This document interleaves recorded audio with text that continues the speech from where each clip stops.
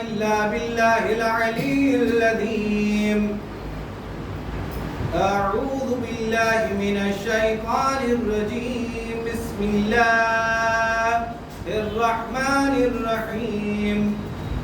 الحمد لله الذي لا يبلغ مدحته قائلون ولا يحصي نعماه العادون ولا يؤدي حقه المجتهدون. فترى الخلائق بقدرته ونشر الرياح برحمته. ثم الصلاة والسلام والتحية والإكرام على سيدنا وشفينا وهادينا مولانا ومولى الثقلين جد الحسن والحسين وحبيب قلوبنا وطبيب نفوسنا ومولانا أبي القاسم محمد.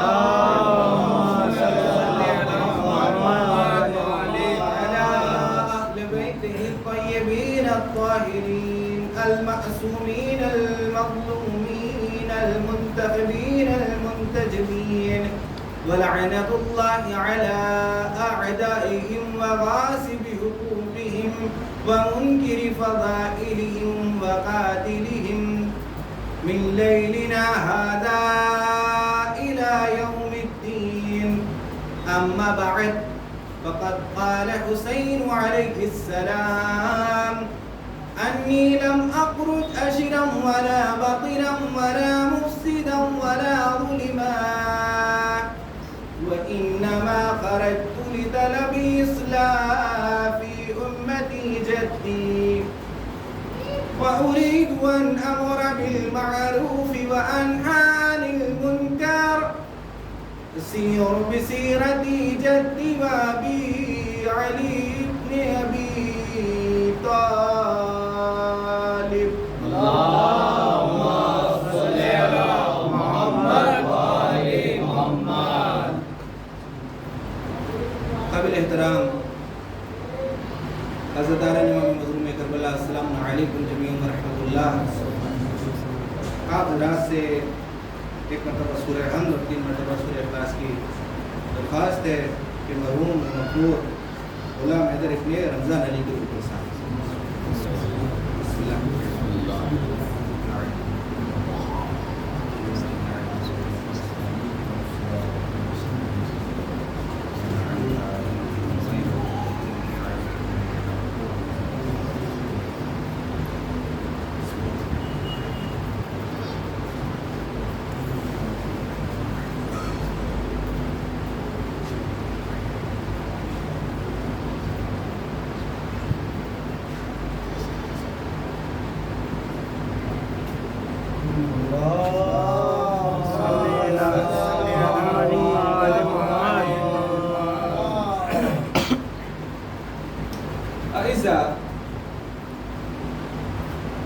امام عالی مقام نے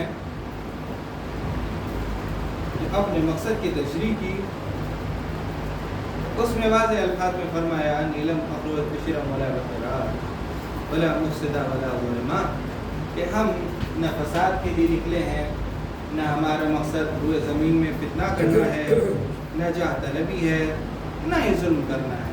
ایک مقصد ہے، وہ یہ ہے طلب اصلاح فی امتی جدی، کہ نانا کی امت کی اصلاح ہو جائے، نانا کی امت راہ راست پہ آ جائے. اور میں چاہتا یہ ہوں اريد ان امر بالمعروف، کہ لوگوں کو نیکیوں کی دعوت دوں، وانہا عن المنکر، اور برائیوں سے روکوں. وسیر بسیرت جدید، طریقہ کار یہ ہوگا کہ اپنے نانا کی سیرت پہ عمل کروں گا، وسیرت ابی علی بن طالب، اور اپنے بابا کی سیرت پہ عمل کروں. مستقل آپ امام کی اس وصیت کو سن رہے ہیں، اور اس کے ذیل میں آپ کی خدمات میں بعض چیزیں عرض کرتا ہوں. انہی معروضات میں سے کہ جناب والا معاشرے کی اصلاح، جس کے متعلق بہت کچھ احادیث اور سیرت علماء آپ کے سامنے پیش کرتا رہا، اسی سلسلے کو آگے بڑھاتے ہوئے کہ جناب والا معاشرے میں ایک چیز کہ جس کی بہت زیادہ ضرورت ہے وہ ہے درگزر، وہ ہے ٹالرنس، وہ ہے لوگوں کو معاف کرنا. یعنی معاشرہ اسی وقت تشکیل پا سکتا ہے، اچھا معاشرہ، کہ جب لوگ ایک دوسرے کی ٹوہ میں نہ رہیں.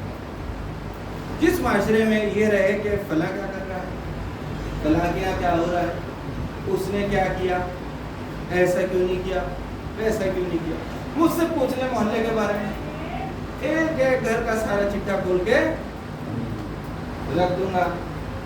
اور حقیقت یہ ہے کہ اس سے زیادہ برائیاں، مگر جب انسان دوسروں کے عیبوں پہ نظر رکھنے لگتا ہے نا تو وہ اپنی ذات سے غافل ہو جاتا ہے. اور جو پھر انسان اپنی ذات سے غافل ہو جاتا ہے نا تو بس اسے چاہیے کہ وہ خود اپنے اوپر فاتحہ پڑھ لے، اس لیے کہ اب حیات نام کی اس کے اندر کوئی شے موجود نہیں ہے. دل کا دھڑکنا، سانس کا لینا، یہ زندگی نہیں ہے. ایسے افراد آپ کو وینٹیلیٹر پہ رکھے ملیں گے، کوما میں ملیں گے، علیکم السلام رکھنا، کہ جن کا دل بھی دھڑک رہا ہے، جو سانس بھی لے رہے ہیں. کتنے سال ہو گئے؟ 15 20 25 30. کیا انہیں آپ زندہ تسلیم کریں گے؟ در حقیقت وہ زندگی بھی ان کے اوپر بار ہے، مشکل ہے. تو زندگی یہ نہیں ہے کہ میں سانس لے لوں، ہے نا. روایت کے جملے ہیں، امیر علیہ السلام فرماتے ہیں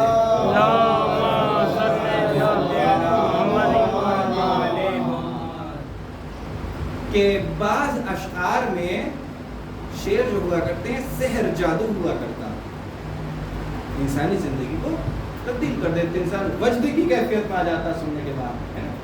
اور آپ نے اپنی زندگی میں دیکھا ہوگا. اور فرمایا بعض اشعار میں حکمت ہوا کرتی ہے. حکمت یعنی عقل کی بات، شعور کی بات، فہم کی بات، جو کہ انسانی زندگی کو تبدیل کیا کرتی. ابھی ایک الگ بات ہے کہ ہمارے یہاں شاعری کا معیار گر چکا ہے، جو جس کے منہ میں آیا اس نے وہ بک دیا. یہی نہیں پتہ چلا کہ عقائد کے ساتھ اس نے کیا کھلواڑ کیا. ہم خاموش بیٹھے، کوئی غیر معصوم کا مقایسہ انبیاء سے کر رہا ہے اور اس پہ واہ واہ واہ واہ. میں خاموش رہا اور سامنے والا واہ واہ کر رہا تو مجھے ایسا لگتا کہ بھیا اگر میں واہ واہ نہیں کروں گا تو شاید ایسا ہے جیسے بات سمجھ میں نہیں آئی تو میں اس سے زیادہ. اور ادھر سے اس نے اگر کہہ دیا کہ جو حلال زیادہ ہوگا وہی ہاتھ اٹھائے گا، مطلب تم یہاں ڈی این اے ٹیسٹ کرا رہے ہو کسی کا، اٹھا کے جوتا مارے انسان ایسے شکل کے شخص کے چہرے پہ کہ تم یہاں پہ شیعان اہل بیت علیہ السلام کی توہین کے لیے آئے ہو. یہ حق تمہیں کس نے دیا؟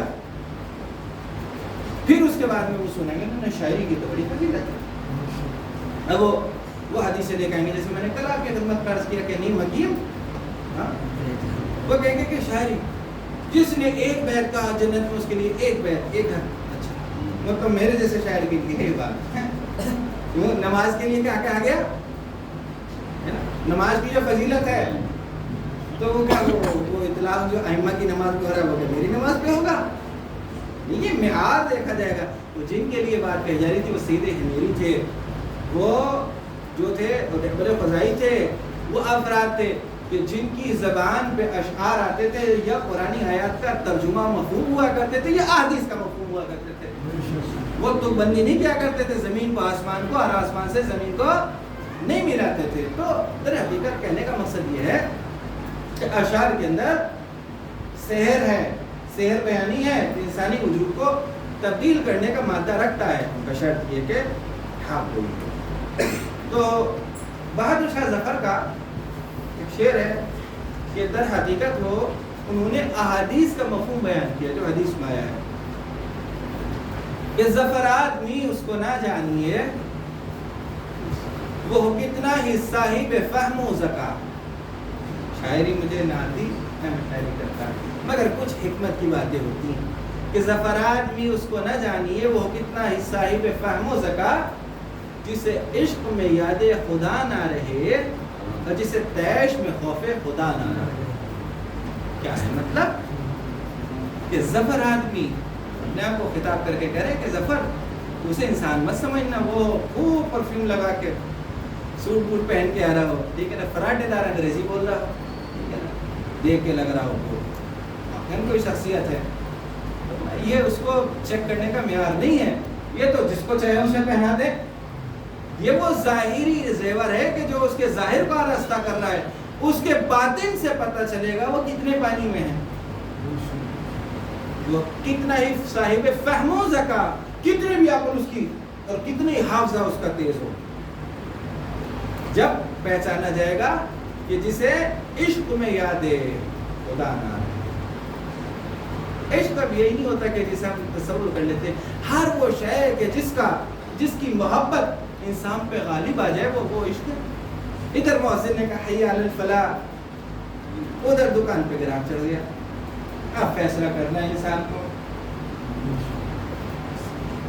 دیکھیے ادھر جانا ہے، آذان بھی ہو گئی، جماعت بھی ہو گئی، 2 3 4 5 6 15 منٹ رہ گئے، آخر میں بس مغرب کی ہونے والی ہے، ارے بھیا گراہکوں کا تاتا ٹوٹی ہو رہا، یہاں تک کہ سورج غروب ہو گیا، کیا انسان کو عقل مند کہا جا سکتا ہے؟ عاقل کہا جا سکتا نہیں، وہ گزر کتنا ہی صاحب فہم و ذکا جسے عشق میں یاد خدا نہ رہے، جب کسی شے کی محبت غالب آ جائے تو وہ اللہ کو نہ بھولے، اور جسے تیش میں خوف خدا نہ رہا، جب غصے میں آگے اور آستینیں چڑھا لی، اب یہ نہیں دیکھنا کہ سامنے والے کی خطا کتنی تھی، اب تو بس چلے تو اس کے اوپر عرصہ حیات تنگ کر دینا ہے، جو مظالم ہو سکتے ہیں وہ تمام کے تمام جانے۔ ایک عربی نے دیہاتی نے آ کے نبی صلی اللہ علیہ وسلم کی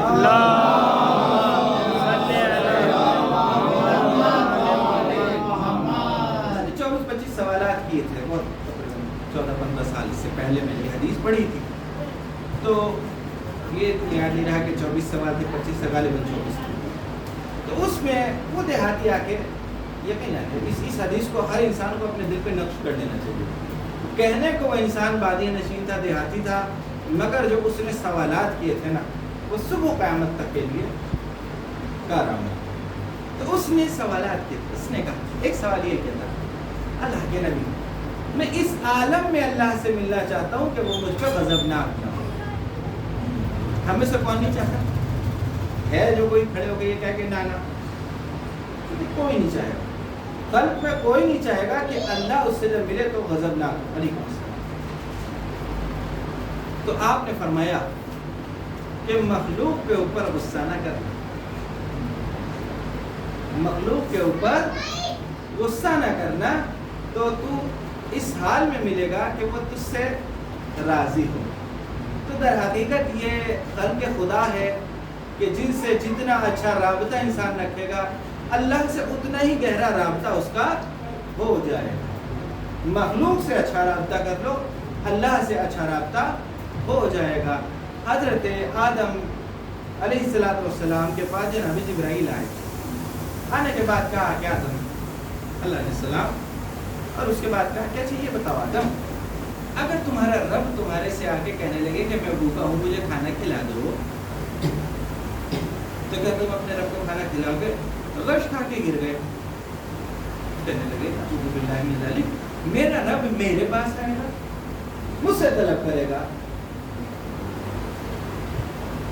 ہوش میں آئے ہیں۔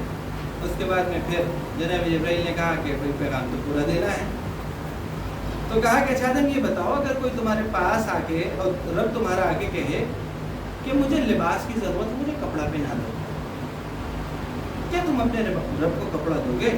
پھر غش کھا کے گرے،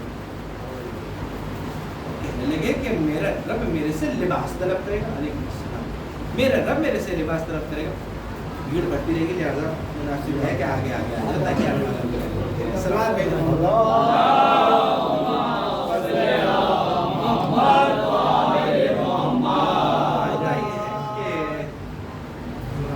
جناب والا۔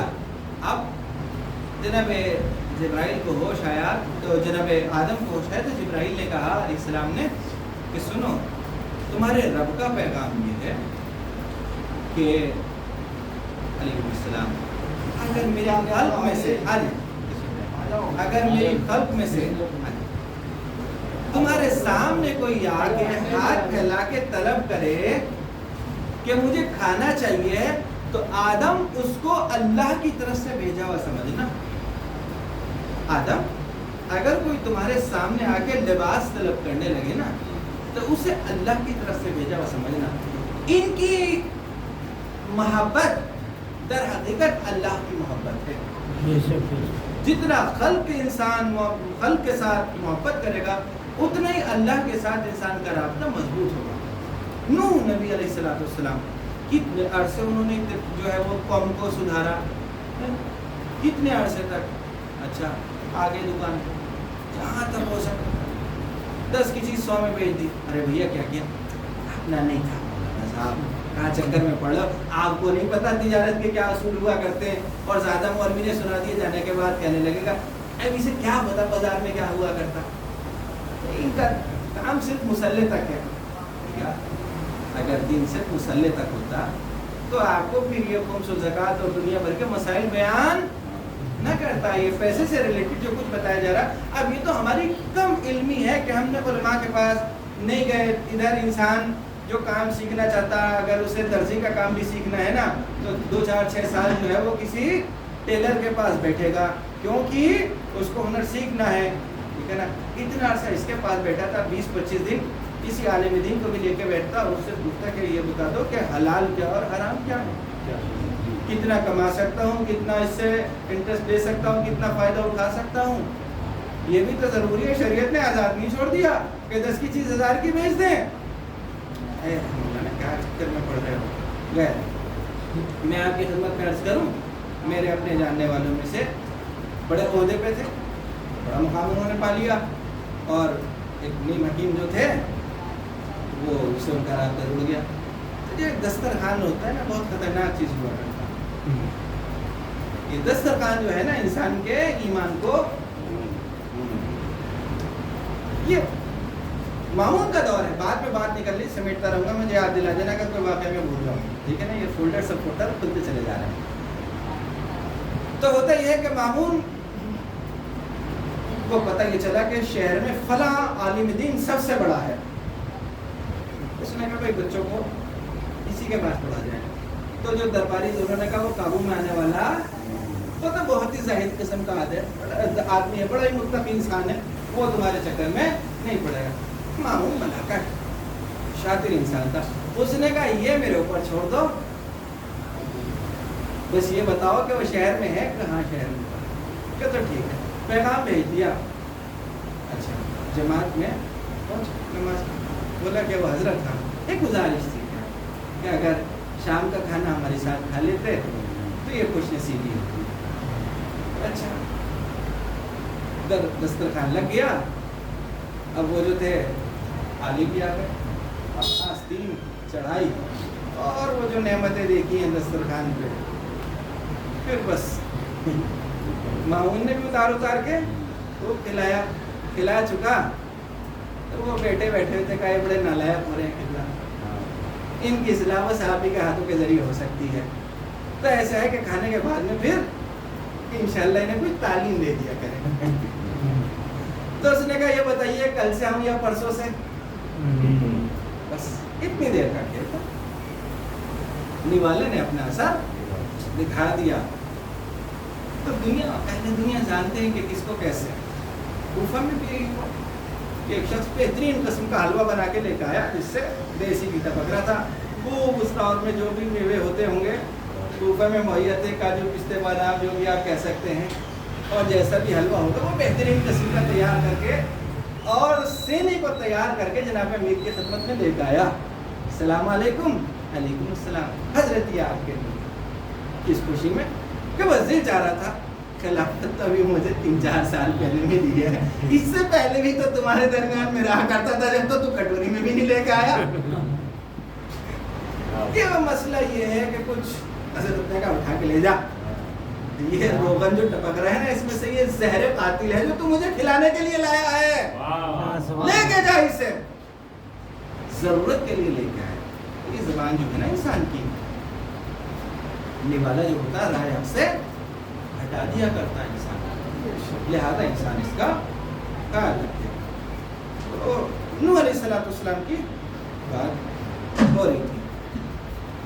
تو نوح علیہ السلام تبلیغ دین کرتے ہیں اور قوم اپنے معاملات انجام دیتے ہیں. تو اب یہ کہہ کے وہ تو غیر ہے اور یہ اپنے ہیں اور وہ ہے، نہیں، خلق خدا ہے، مخلوق ہے اللہ کی، اس کے اوپر رحم کرے انسان. تو وہ ہے کہ نوح علیہ السلام نے کتنے عرصہ تبلیغ کی ہے؟ 950 سال ہے نا، اور عمر آپ کی 2500 سال گزری. تو قوم کے حالات سے آپ بخوبی واقعی تھے. یہاں تو انسان کہہ دیتا 10 منٹ میں چہرہ دیکھ کے بتا دوں گا کتنے پانی میں ہے. یہ ہوتے ہیں نا، ہم بڑے بڑے دعوے کیا دیا کرتے ہیں. اب وہ دیکھیں کہ 900 950 سال تک قوم کے لیے ہمدرد بنے رہے، اور قوم ہے کہ جو سدھرنے کا نام نہیں دے. اور ستم بالا ہے، ستم یہ ہے کہ بیٹا ہی جو ہے وہ خلاف ہوا ہے، بیوی خلاف ہوئی ہے. کوئی مسافر آ بھی گیا اور پوچھ لیا کہ نبی اللہ ہے کہ کون نبی؟ کیسے نبی؟ کہ وہ آپ کے شوہر کہ میں اس کی بیوی ہوں، مجھ سے بہتر کون جانتا ہوگا؟ وہ کون کس کی بات کر رہا ہے؟ کوئی نبی نہیں ہے. انسان پہ کتنا گرا گزرتا ہے ایسے موقع پہ کہ جب اس کے خود اہل و عیال اس کا ساتھ کرنے لگے. تو روز کارے خیر انجام دے رہے ہیں. پتھر اتنے مار دیے جاتے ہیں کہ پتھروں کے درمیان میں جو ہے وہ دب جاتے ہیں. آگے جبرائیل شام کو ہٹاتے ہیں، زخمی بدن ہوتا ہے، اس پہ ہاتھ پھیرتے ہیں، اپنے گھر پہ پہنچ جاتے ہیں. صبح کو پھر وہی کام. تو یہاں تو ہماری جو ہے وہ سنیچر اتوار کو چھٹی بھی ہو جاتی ہے، وہاں تو چھٹی کا بھی کوئی تصور نہیں ہے. کام ہے جو انجام دینا ہے. سختیاں، پریشانیاں، لوگوں کے تانے، جو کچھ ہے وہ پروردگار اب تو ان پہ عذاب نہیں. اللہ کو تھوڑا اور صبر کر دو. خاموش ہو گئے، گزر گئے 30-40 سال. پھر اس کے بعد کہا کہ پروردگار تو دیکھ رہا ہے کہ بہت ہی بے شعور قوم ہے، کچھ اس پہ اثر پڑنے والا نہیں ہے، ابھی تھوڑا صبر کرو. کتنے ہوئے؟ 70-72 لوگ ایمان لے کے آئے ہیں. پوری کی پوری قوم جو ہے وہ برا روی کا شکار ہے. کوئی ہے بازار میں کھڑے ہو کے وہ لوگوں کو دعوت دے رہے ہیں، تبلیغ کر رہے ہیں، لوگ کہہ رہے ہیں اس کا تو روز کا کام ہے، بڑھو آگے کا چکر میں پڑ جائے. کتنا سخت مرحلہ ہے اس کے لیے کہ جو اللہ کا نمائندہ ہو، جسے معلوم ہے کہ یہ ہر قدم انہیں جہنم کی طرف لے کے جا رہا ہے، اور وہ دل سوزی کے ساتھ انہیں سمجھا رہے ہیں، مگر یہ سمجھ میں نہیں آ رہا. سب کام کر. پھر اس کے بعد میں کچھ عرصے کے بعد کہا پروردگار یہ قانون میں آنے والے نہیں ہیں، سدھرنے والے نہیں ہیں. پروردگار گزر گئے کئی سو سال ایسی. اس کے بعد میں اللہ نے کہا اچھا ٹھیک ہے، کام کرو، مٹی کے کچھ برتن بنا. اب حکم الہی سے خوبصورت برتن بنائے، اڑا کے رکھ دیے. اور جب تیار ہو گئے رکھ لیے تو اس کے بعد میں حکم ہوا کہ اب انہیں توڑ دو. اللہ اکبر. اب ٹھیک ہے، حکم الہی تو ہے، توڑنے تو ہے. آگے جب توڑ دیے تو حکم ہوا، آواز آئی کہ کیسا لگا کہ تیرا حکم تھا توڑ دیے، مگر بڑی محنت سے بنائے تھے. نو انصاف نہیں کیا، ان میں جان نہیں تھی، یہ فقط مٹی کے برتن تھے. جب انہیں توڑا تو تکلیف ہوئی، اور تم اس کے لیے کہا کرتے ہو کہ جسے روئے زمین میں اپنا خلیفہ بنایا ہے، اسے کہا کرتے ہو کہ جس پہ کرم کیا ہے، اسے کہا کرتے ہو کہ جس کے سینے میں دھڑکنے والا دل دیا، اس کو ایک بار فنا کر دو.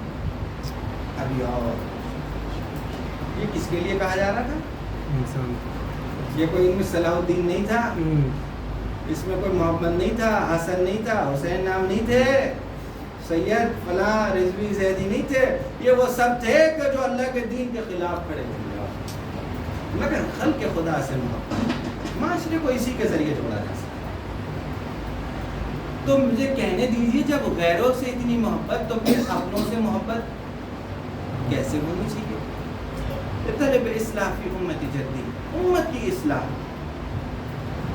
تو جناب والا اصلاح کے لیے انسان کو بہت ساری چیزیں ایسی ہیں کہ جن سے درگزر کرنا پڑتا ہے، چشم پوشی کرنی پڑتی ہے جب انسان آگے نہیں کر سکتا. اور ایک تجسس وہ تو شعر ادھورا رہ جائے گا. کیا کہا تھا کہ جسے عشق میں یاد خدا نہ رہی، جسے دیش میں خوف خدا نہ رہا، ہے نا. تو وہی حدیث کے جملے تھے کہ اگر تم جو ہو وہ یہ چاہتے ہو کہ اللہ تم سے اس عالم میں ملے کہ وہ تم سے راضی و خوشنود ہو، تو خلق سے راضی و خوشنود ہو۔ علیکم السلام۔ اور روایت کے جملے ہیں کہ جو رحم نہیں کرتا اس پہ رحم نہیں کیا جاتا، تم زمین والوں پہ رحم کرو وہ تم پہ رحم کرے گا، یہ احادیث ہے۔ اور اس کے بعد میں پھر کہتے ہیں، یہ نہج البلاغہ کی حدیث ہے جسے بہادر شاہ ظفر نے کوٹ کیا۔ وہ پھر کہا، نہج البلاغہ میں ہے نا کہ جس سے اپنے عیوب پہ نظر گئی پھر وہ لوگوں کے عیوب سے مستغنی ہو گیا، پھر وہ لوگوں کو دیکھتا ہی نہیں، بس میں نے ادھر دیکھ لیا نا، آپ مجھے نہیں پتا، بس سب چھوٹے نظر آئیں گے گناہوں میں، اس لیے کہ دامن اتنا آلودہ ہے کہ اسے دھوتے دھوتے ایسا نہیں ہے کہ مشین میں ڈال دیا اور ڈٹرجنٹ پاؤڈر ڈالا اور گھما دیا، 2 چکر میں نہیں، اس کو دھونے میں بڑا عرصہ لگ جاتا ہے، تو بہت عرصہ لگ جاتا ہے انسان کو گناہوں کو دھونے میں، ہے نا؟ تو پھر دوسروں پہ کہاں نظر جائے گی؟ اسٹیشن پہ بیٹھا ہوا انسان اور ٹرین آنے والی ہو پر 2 منٹ اور اس کے بعد میں وہ کمپیوٹر بول جائے کہ ٹرین پہنچ گئی فلاں پلیٹ فارم پہ، اور ساتھ میں بیٹھا کوئی گالی دے رہا، کیا انسان اس پہ کبھی توجہ دیا کرتا؟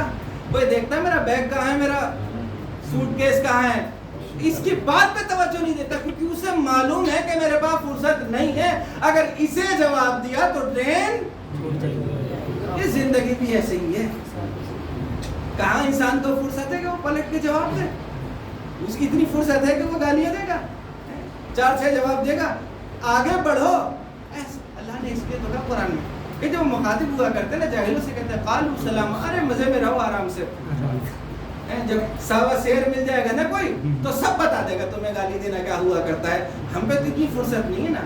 جب انسان نصیحت سے باز نہیں آتا نا تو اسے زمانہ سمجھاتا ہے، اور جب انسان کو زمانہ سمجھاتا ہے نا تو وہ زندگی میں کبھی نہیں بھولتا۔ باپ زندگی بھر کہتا رہے میرے بچے سڑک دیکھ کے گزرنا، لال دائیں بائیں دیکھ لو، ابا کو تو یہی غم کھایا جا رہا ہے، ارے ابا تمہارا دور گزر گیا، ہمارا دور دوسرا، اور ایک بار گاڑی کے نیچے آ گئے 80 سال تک جب بھی گزرے گا 2-4 بار ادھر دیکھے گا، 2-4 بار ادھر دیکھے گا، اور اس کے بعد بیت کے سہارے سے گزرے گا، کیونکہ نصیحت کا اثر نہیں ہوا تھا، اب زمانے نے سمجھا دیا، اب نہیں بھول سکتا، عبرت بن گیا، بار بار لوگ کیا ہو گیا تھا، کیسے ہو گیا، ہوتا ہے۔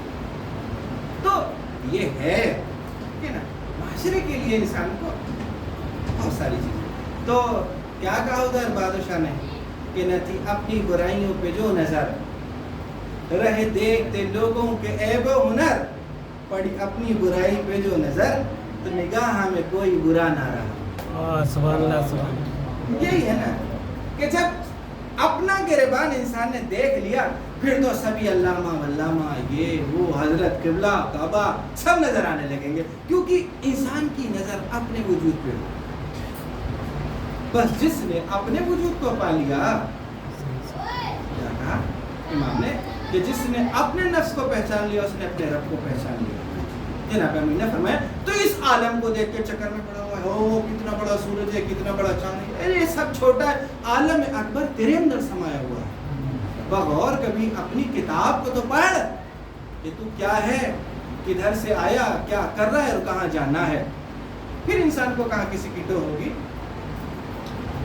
صلوات بھیجیں محمد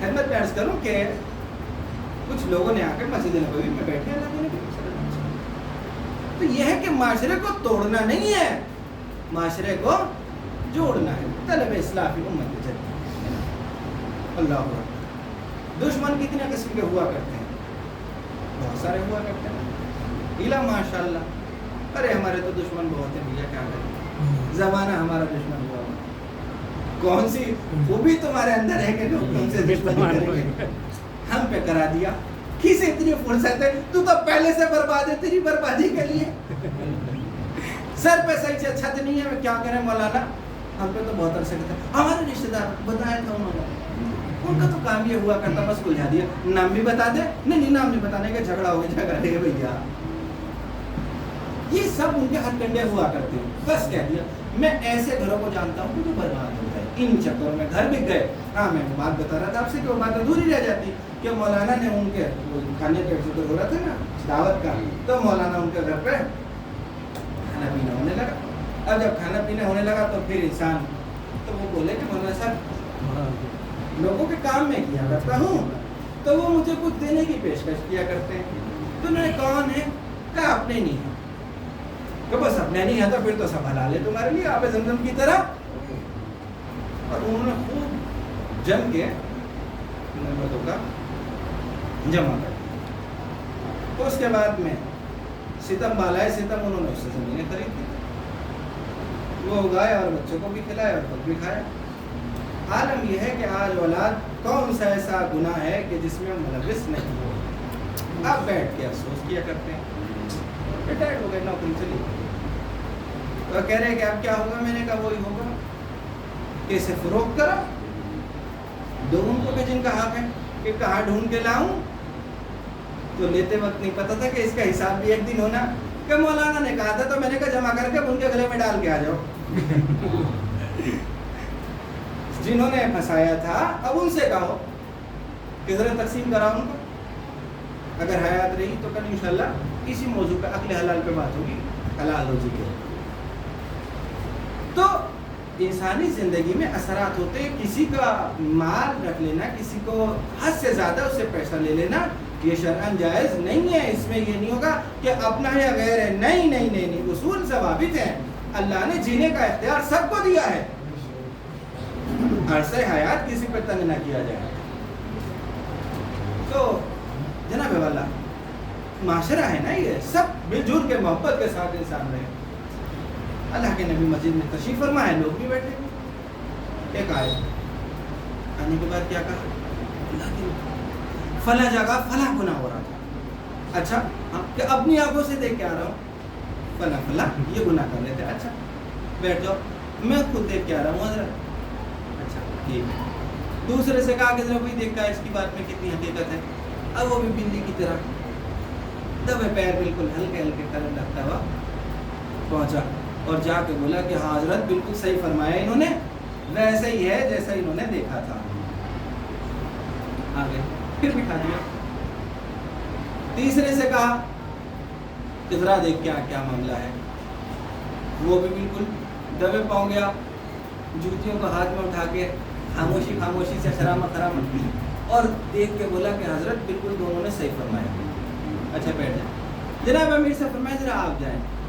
مومن کے لیے زیبا نہیں دیتا کہ وہ زمین پہ پاؤں مار کے چلے، ٹھوک کے چلے. جو ہوتا ہے نا کبھی ہم ذرا نیا جوتا پہن لیا تو دھمک جب تک نہ ہو جب تک مزہ نہیں آتا. پتہ چلے فلاں صاحب آ رہے ہیں نا، بہترین سے ذرا اس کی جو نا محکم سے سوچ لو کہ ذہن تک دھمک لگے اس کی. شریعت میں ایسا جوتا پہننا ہاں ذرا خیال رکھے انسان. زمین کہتی ہے بجا سینے کو کتنا بج رہا، آنا تو تجھے مجھ میں ہی ہے. پھر میں اس دن بتاؤں گی کہ کیا ہو رہا ہے نا. اور جس دن میں بجاؤں گی اس دن پتہ چلے گا، سب بھول جائے گا. تو جناب والا اب جناب امیر گئے تو زمین پہ پیر مارتے ہوئے. شریعت میں جس چیز سے روکا گیا ہے وہ یہاں پہ جائز قرار دیا گیا، کیونکہ معاشرے کو تشکیل دینا. یہاں تکبر نہیں تھا، یہاں پہ معاشرے کی آبرو کی حفاظت تھی. اب جب پیر کی آواز سنی تو وہ سمجھ گئے کہ کوئی آ رہا ہے، وہ وہاں سے قرار ہو گئے. آپ نے آگے کہا اللہ کے نبی وہاں تو میں نے ایسا کچھ بھی نہیں پایا. اب آپ نے پوچھا کہ وہ کہہ رہے ہیں حضرت ہم تو اپنی آنکھوں سے دیکھ کے آئے تھے. یہ کہہ رہے ہیں انہوں نے کسی کو نہیں پایا. تو حضرت نے کہا کھڑے ہو جاؤ.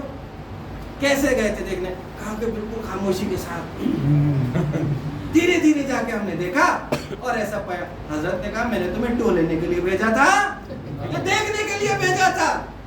تو تم جستجو کے لیے گئے تھے. ہم تو جستجو کے لیے. اس طریقے سے حضرت نے فرمایا ہرگز ایسا نہیں ہونا چاہیے، یہ طریقہ کار تھوڑی نہ ہے. اور جناب امیر کو واقعی شاباشی دی اور کہا کہ ہاں طریقہ کار یہ ہے، بچانے کے لیے بھیجا تھا، معاشرے کو توڑنے کے لیے تھوڑی نہ بھیجا تھا. یہ طریقہ کار ہونا چاہیے. تو روایت کے جملے ہیں جناب امیر علیہ السلام نے فرمایا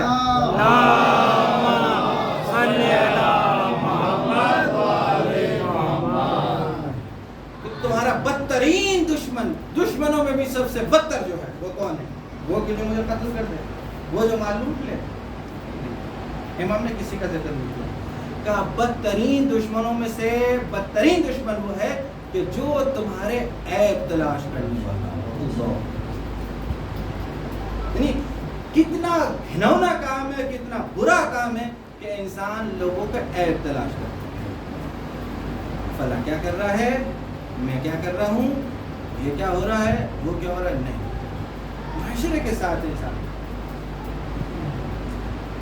جب ہی ایک اچھا معاشرہ تشکیل پائے گا کہ جب ہم ایک دوسرے کے لیے اچھی رائے رکھیں گے, اچھی فکر رکھیں گے. اور اگر یہ ہم نہیں کر رہے تو ہم کسی کا نقصان نہیں کر رہے, خود اپنی اور اپنی اولاد کی زندگی کو تنگ کر رہے ہیں کہ ایک ایسا معاشرہ ان کے لیے تشکیل دے رہے ہیں کہ جس میں وہ سکون اور آرام نہیں پا سکتے. تو لہذا انسان اگر معاشرے کی تبدیلی میں قدم بڑھاتا ہے تو اس کا فائدہ خود اس کی اپنی ذات کو ہوتا ہے. انسان بہت کچھ کرنا پڑتا ہے, اور انہی معاملات میں کہ جو معاشرے میں بردباری کی جہاں ضرورت ہے نا, اس میں یہ میں آپ کی خدمت میں کیا وہ ہے غصے کا کنٹرول کر لینا, جستجو کے ساتھ ساتھ نہ لوگوں کی تجسس نہ کرنا, اور جب کچھ سن لے تو اپنے غصے کو قابو میں کر لینا. قرآن نے تعریف کی ایسے لوگوں کی کہ جو غصے کو پی جاتے ہیں اور لوگوں کو معاف کر دیا کرتے ہیں, عفو کیا کرتے ہیں. اللہ یحب المحسنین, اور اللہ نیکی کیا کرنے والوں کو پسند کرتا ہے. یہ دو نیکی ایسی ہیں کہ جو اللہ کو بہت پسند ہے, کہ جو لوگوں کے معاملات کو رفع دفع کیا کرتے ہیں کہ جب وہ غضبناک ہو, مطلب ایسا موقع ہے کہ انہیں غضب آ جاتا ہے, وہ کاظمین الغیظ, وہ غصے کو پی جاتے ہیں. وعافین عن الناس, اور برائیوں اور جو ہے وہ لوگوں کو معاف کر دیا کرتے. سیرت آل بیت علیہ السلام میں تو بہت کچھ ہے اس کے, جو ان کے راہ پہ چلنے والے تھے. اگر اجازت ہو تو دو واقعے اس میں سے نقل کر دوں آپ کے لیے.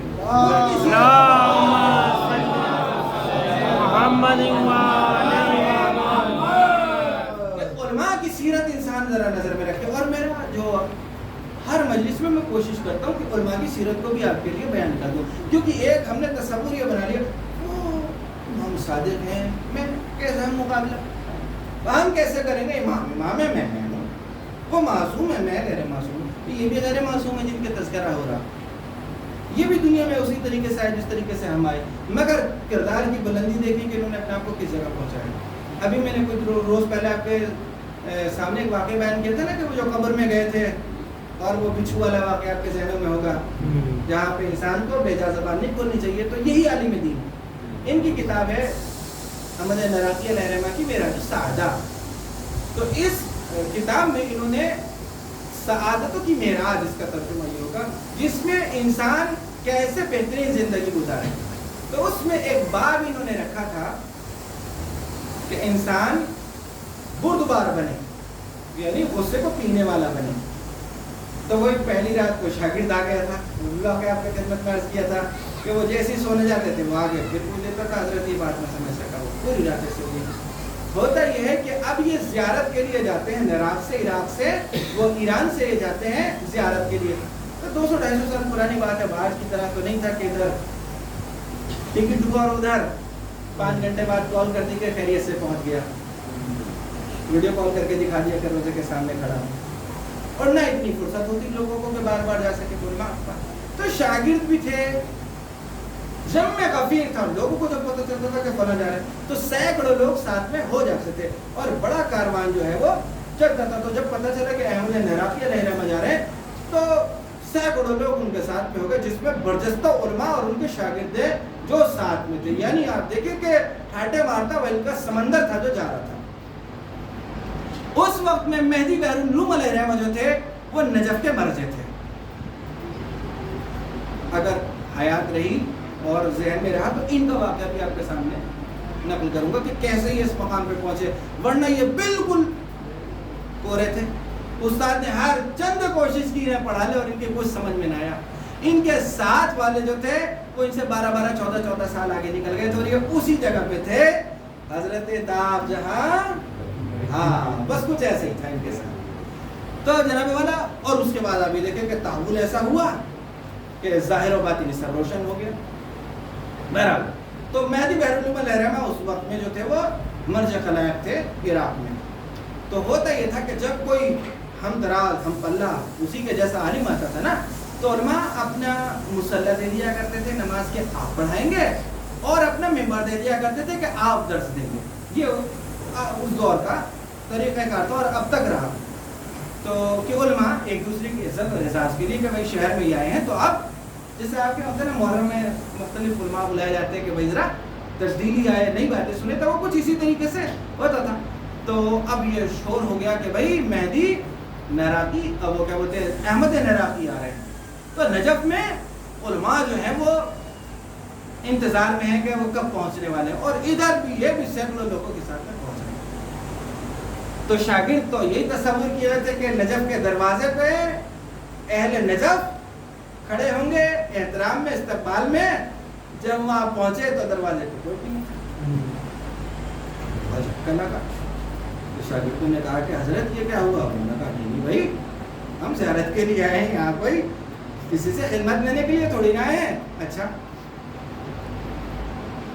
تو وہ پھر آئے شہر میں, وہ زیارت کی, اس کے بعد میں وقت نماز ہوا, وہ مسجد میں گئے تو بولتے ہیں کہ جو ہے مہدی بہر العلوم جو ہے نہ انہوں نے سلام کیا نہ دعا کی اور اپنا مسلح پہ ہیں. اب شاگرد جو تھے ان کا ٹیمپر ہائی ہونے لگا. انہوں نے کہا حضرت اب تو بات بڑھ گئی ہے, مطلب انہیں چاہیے تھا کہ مسلح دیتے ہیں اور انہوں نے تو کوئی بات بھی نہیں کی. یہ تو بہت غلط بات ہے. انہوں نے کہا بھائی سنو, ہم زیارت کے لیے آئے ہیں, کیا کس چکروں میں پڑے ہو, چلو اپنے کام میں رہو. اب نے وہ پھر زیارت, اب وہ درس ہوا تو ممبر پہ پہنچ گئے مہدی بہر العلوم, وہ نیچے بیٹھے, دور بیٹھے ہیں, وہ بلا بھی نہیں رہے انہیں اپنے پاس میں, کیونکہ استاد قابل برداشت نہیں ہے. حاصل ہے, ہاں, انہوں نے کہا ہرگز کچھ ایسا نہ ہو, ہم زیارت کے لیے آئے, تم کیوں نہیں سمجھتے اس بات کو. اور انہوں کو خاموش کیا. یہاں تو مولوی اس بات پہ غصہ ہو جاتے ہیں کہ پوسٹر میں میرے نام کے ساتھ وہ القاب نہیں لکھے تھے, میں شرکت نہیں کروں گا آپ کے یہاں پہ. وہ اپنا وجود دیکھ, ابھی پوچھ لیا جائے کہ سورہ حمد کی تجزیہ ترغیب کر دے تو دائیں بائیں دیکھنے لگے گا. تو جو اہل علم ہوا کرتے ہیں ان کی بات دوسری ہوا کرتی ہے. جناب والا, ہم نہیں جانے کہ ان کے یہاں کیوں, کہ مطلب ہم مجلس میں پہنچے تھے اور آگے بھی نہیں بلائے. مولانا ہے دسترخوان پہ, ہمیں تو بٹھانا چاہیے تھا مولانا کے ساتھ. گھر میں پروگرام ہے, بھول گئے انسان, تو مطلب اب تم اس کی جہافت ہو جاؤ. علماء کا شعار یہ نہیں ہوا کرتا, طریقہ کار یہ نہیں ہوا کرتا. ان میں جو ہے وہ بردباری ہوا کرتی, وہ سماج کو جوڑنے والے ہوتے ہیں. تو بہر العلوم جو ہے وہ ان کو بالکل بھی توجہ نہیں دے رہے. ایک دن ایسے گزرا, 2 دن ایسے گزرا, عرصہ گزر گیا, کچھ نہیں ہوا. جناب وہ کربلا محلہ پہنچ گئے, زیارت کر کے آئے. وہ سب کربلا سماج جو سب کی زیارت کر کے وہ نجف میں, کیونکہ نجف سے پھر لوٹ کے آنا. 1 مہینہ وہ وہاں رہے اور ایک دن بہر العلوم نے ان سے کلام نہیں کیا, نہ مسلح دیا, نہ درس کے لیے بلایا. سب کچھ ہوتا رہا اور بہر العلوم جو تھے اسی طریقے سے درس دیتے رہے جیسے کچھ بات ہی نہیں ہوئی. اور شاگرد جو ہے وہ روز جو ہے انہیں اچھال آ رہا ہے اور وہ کہہ رہے ہیں کہ حضرت ہم نے تو بڑی تعریف سنی تھی کہ بہر العلوم ویسے ویسے, بہر العلوم تو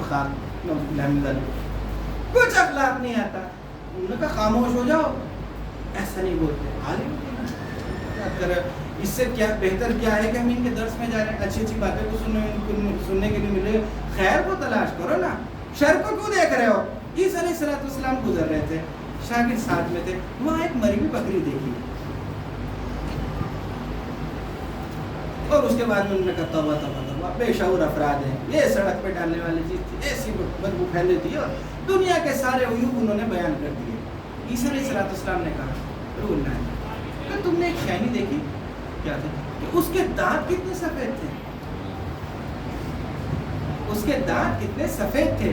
تو جو اہل عرفان ہوا کرتے نا, اہل معرفت ہوا کرتے, وہ برائی میں بھی خیر کو تلاش کر لیا. آگے مجھ سے کہ تمہارے بارے میں وہ یہ کہہ رہے تھے, اچھا. تو اس کے بعد وہ بہت شکریہ بھائی تمہارا, بتا دیا تم, اور کیا کہا تھا, اور کیا کہا تھا, اور کیا کہا تھا. جو کہا بھی نہیں ہونا کا اسی نے سب سنا دیا. اور مجھے بھی پتا کہ جھوٹ بولنا ہے نا, اور بتاؤ کیا کہہ رہے تھے. اچھا یہ احسان ہمارے باپ نے اس کے باپ نے کیا تھا, تم نے تو نہیں کیا تھا. ہمارے دادا نے ان کے دادا کو اس سے دے دیا تھا, تو آج ان کے سر پہ چھتے. اچھا وہ کون تھے, وہ دونوں سگے بھائی تھے. تو وہ تمہارے دادا کے بھائی تھے، تو وہ اپنے بھائی کو کچھ دے دے تو احسان کرے گا؟ جو دے دیا تھا تو بھائی سمجھ کے دیا تھا، کسی پہ احسان نہیں کیا تھا، بھائی نے بھائی کو دیا تھا۔ اب تم کہنے لگے میرے دادا، تیرے میں اور دادا میں 3 پشتوں کا فاصلہ ہے، وہ دونوں سگے بھائی تھے۔ اور اس کے بعد میں انسان باقی دینے شروع کرے گا، یہ وہ دنیا بھر کی ساری یہ احسان فراموش لوگ ہیں، انہیں جانتے نہیں کون سی خوبی ہے جو ان کے ساتھ ہم نے نہیں کی، سب انسان نے بدل دی۔ امام مسجد میں بیٹھے ہوئے ہیں، ایک شخص آیا اور حضرت سے کہا کہ فلاں آپ کے بارے میں کہہ رہا تھا، امام کی تیوریوں پہ بل پڑے کہ تجھے شرم نہیں آتی کہ تو 2 لوگوں کے درمیان میں عداوت پیدا کرا؟ کس نے تجھ سے کہا تھا؟ اس نے کہا تھا کہ جا کے میری بات لگانا، نہ تو نے اس کے ساتھ انصاف کیا، نہ تو نے میرے ساتھ انصاف کیا۔ اس نے تجھ پہ اعتماد کیا تھا، تو نے مجھے بتا دیا، تو نے مجھے بتا کے رنجیدہ کیا، تو میرے دوستوں میں سے نہیں ہو سکتا۔ سبحان اللہ۔ جوڑنے والی بات ہونی چاہیے، توڑنے والی بات کہاں سے آ گئی؟ یہ کہ خیر تلاش کرے انسان، ہر چیز خیر کو دیکھے، شر کی طرف نہ جائے۔ وہی امام نے فرمایا اس سے پھر سن لے، اگر کوئی میرے اس کان میں آ کے جو دل چاہے وہ مجھے کہہ دے، ہر عیب ہر برائی میرے لیے کہے، اور پھر ادھر آنے کے بعد کان میں کہہ دے کہ میں معافی چاہتا ہوں، تو میرے لیے ایسا ہی ہوگا جیسے اس نے کچھ کہا ہی نہیں۔ سبحان اللہ۔ یہ ہے معاشرہ، اور اس کے اوپر عمل کر کے دکھایا، یہ صرف زبانی دعوے نہیں تھے۔ کتنی مثالیں ایسی ملتی ہیں کہ جو گورنر تھا اس کا شہر کا، اس نے تمام تر ظلم و جور کر رکھے تھے لوگوں کے اوپر، کچھ بس فرطرت ہوا کرتے، سب سے زیادہ امام زین العابدین علیہ السلام کو پریشان کرتا تھا۔ جب اس کی شکایتیں زیادہ پہنچی تو حکومت نے اس کو جو ہے وہ باب مروان پہ بندھا دیا، کہا جس کے ساتھ اس نے جو ظلم کیا ہو تو جا کے بتا، جس کو جوتا مارا وہ جوتا مارو، جس کے لکڑی ماری لکڑی مارو، جس کے کوڑا مارا کوڑا مارا، جو اس نے کیا وہی کرو۔ کہہ رہا مجھے کسی سے اتنا خوف نہیں تھا جتنا سید سجاد سے تھا، کیونکہ کوئی ظلم ایسا نہیں تھا جو میں نے ان کے ساتھ روانہ کیا، مگر اللہ ہوا پر جب میں ان کے پاس سے گزرا ہوں اور چاہنے والوں نے چاہا کہ وہ اگلا پچھلا، تو امام نے ان سے کہا کہ میرے اوپر نظر بھی نہیں ڈالی کہ میں شرمندہ نہ ہوں، اور خاموشی سے لے کے چلے گئے۔ تو اللہ کے قسم جتنی نفرت تھی اتنی محبت۔ یہ معاشرے کو تشکیل دینا ہے۔ امام نے فرمایا کہ بہترین معافی یہ ہے کہ جب تو اپنے دشمن پہ قابو پا لے تو اس کو معاف کر دے۔ بدلہ بہترین بدلہ یہ ہے کہ اس کو معاف کر دے، بہترین بدلہ ہے اللہ کو۔ تو یہ علماء کی سیرت ہے جو جھلکتی ہے، ٹھیک ہے نا، جو احادیث علیہ السلام جو جھلکتی ہے علماء کی سیرت میں۔ تو احمد نظامی نے کو خاموش کیا، کہا کہ نہیں، خیر کو تلاش کرو، شر کو تم سے کس نے کہا دیکھو۔ بھائی ہم ان کے درس میں جا رہے ہیں تو دیکھ رہے ہو نئی نئی چیزیں تمہیں کو سننے کو مل رہی ہے، پتہ چلا 1 مہینہ ہو گیا، آخری دن ہے۔ تو اب وہ احمد نظامی نماز کے بعد ملاقات کے لیے آئے، اور مہدی برہم سے انہوں نے کہا اچھا السلام علیکم۔ وعلیکم السلام۔ ہم جا رہے کہا بسم اللہ۔ کس نے روکا؟ جاؤ۔ تو کوئی رسپانس انہوں نے ایسے نہیں دیا کہ بھائی چلو ودا کرتے، بھائی خیر سے جاؤ، جو ہوا آپ کے یہاں صدقہ رکھ دیا، لگا دیا، زمین دے دیا، کچھ وہاں تو بس جیسے آئے تو انہوں نے کہا تو اچھا جا رہے ہو کہ ہاں جاؤ بسم اللہ۔ اب شاگرد بولے کہ بھائی حضرت یہاں تک تو آپ نے ہمیں خاموش رکھا تھا، اب تو خاموش رہنے والا کوئی مسئلہ نہیں ہے۔ انہوں نے کہا ہرگز میں تمہیں حکم نہیں دیتا کہ تم کسی طریقے کی بے روی پھیلاؤ، خاموشی کے ساتھ زیارت، امام کو سلام آخر کیا، اور اس کے بعد میں لوگ نجف سے نکل گئے۔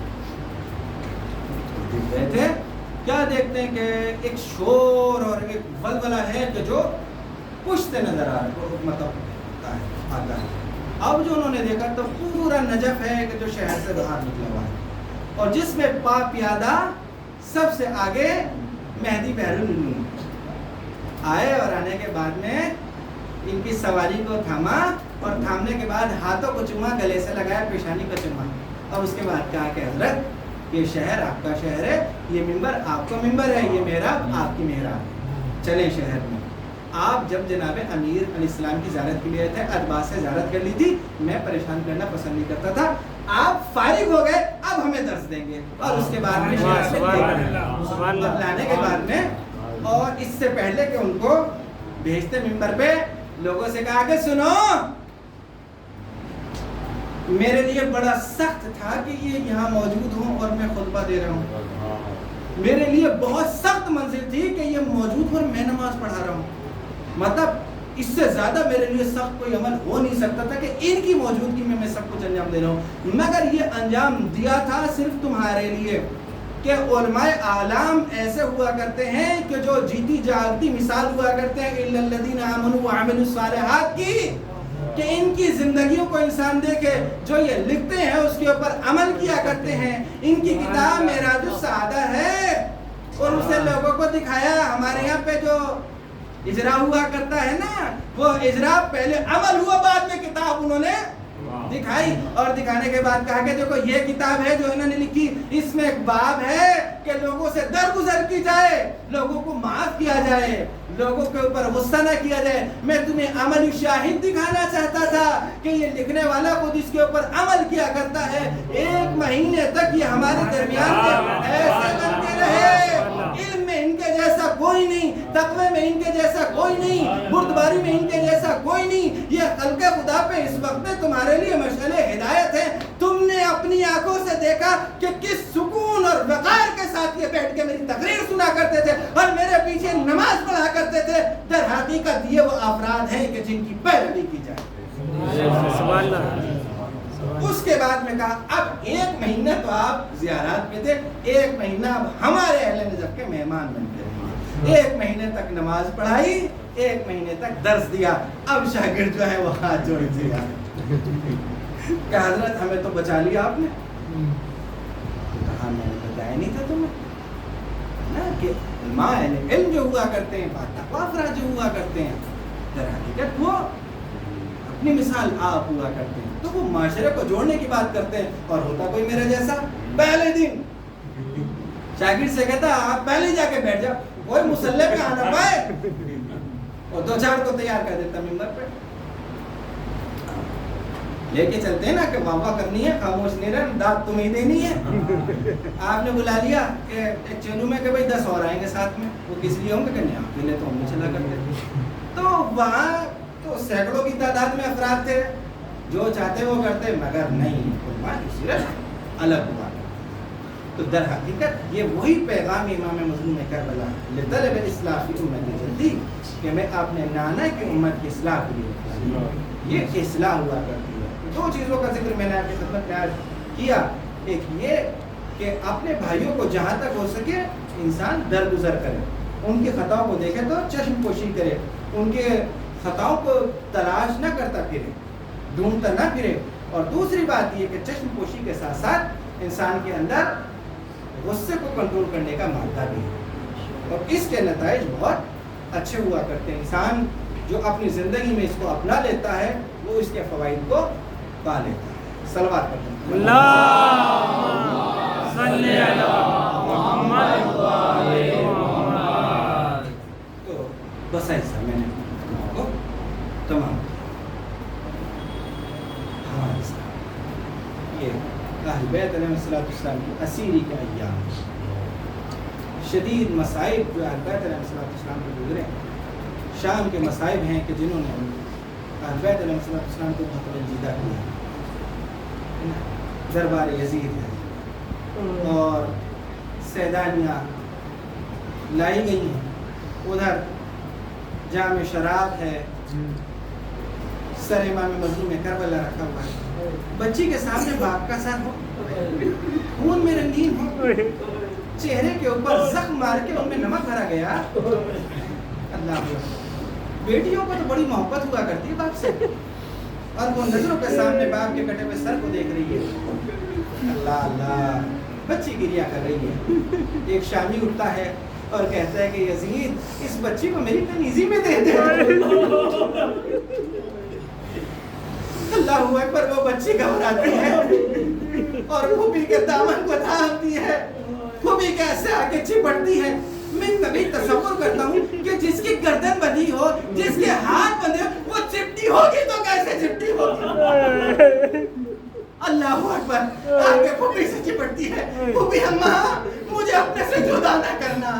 شامی کہتا ہے یزید اس بچی کو مجھے دے دے۔ یزید نے ہاتھ بڑھایا اور شامی کو اشارہ کیا اس بچی کو لے لے، بس یہ سننا تھا۔ جناب زینب کو چلا لیا اور کہا ہرگز یہ بچی نہیں ہو سکتی، دیکھا ہر لمحے ہم نے صبر کیا ہے، ہر موقع ہم نے صبر کیا، مگر یہ امانت ہے، یہ جدا نہیں ہو سکتی۔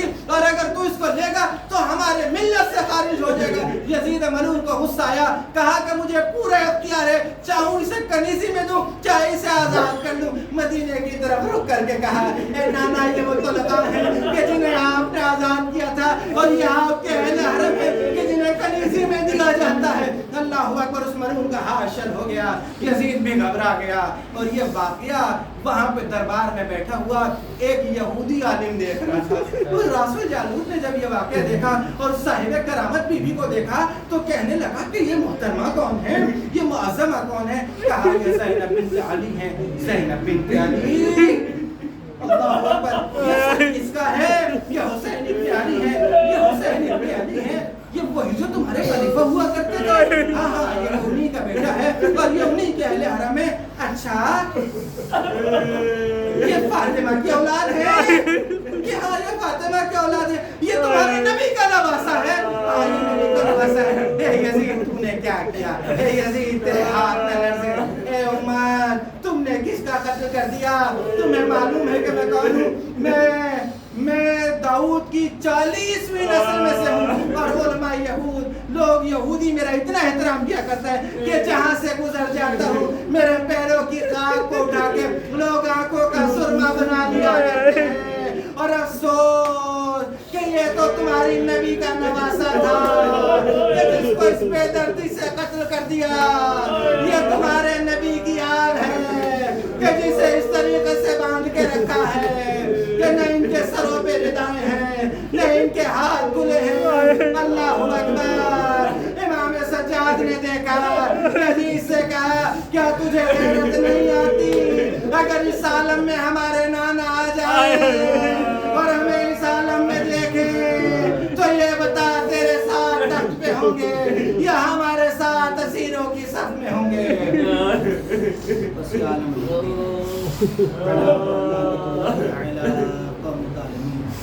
परवरदिगारा हमारे परवरदिगारा हुज्जत आखिर के ज़रूर ताजील फरमा, हम सभी को उनके अंसार मददगार में शामिल होने की तौफीक अता।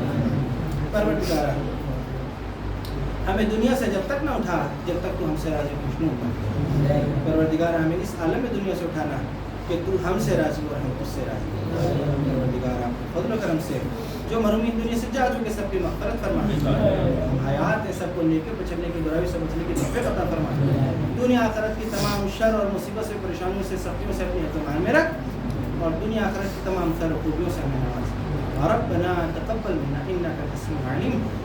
एक सूरह फातिहा की गुजारिश है, मग़फ़ूर व मरहूम गुलाम हैदर इब्ने रमज़ान।